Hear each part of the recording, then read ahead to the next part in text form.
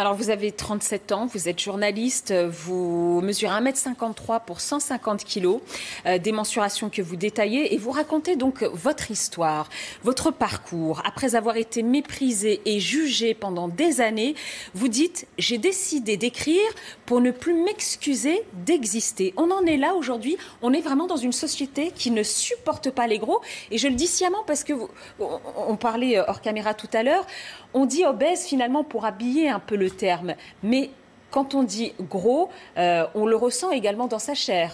Oui, les gens n'ont pas de problème à dire obèse parce qu'obèse c'est un terme médical et donc ça pose un diagnostic.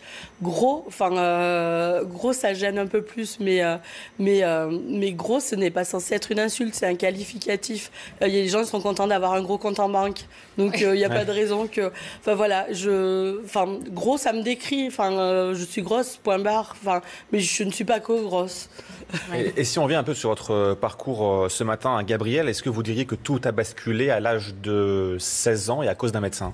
Oui, c'est ça en fait. On vous dit que vous êtes trop grosse, vous vous habillez en 42 et puis vous décidez d'aller perdre ces kilos en trop et puis vous pensez que vous avez 10 kilos à perdre, lui il vous dit qu'il y en a 20 à perdre et puis il vous diagnostique une maladie que vous n'avez pas et paf, ça fait des chocs à pic.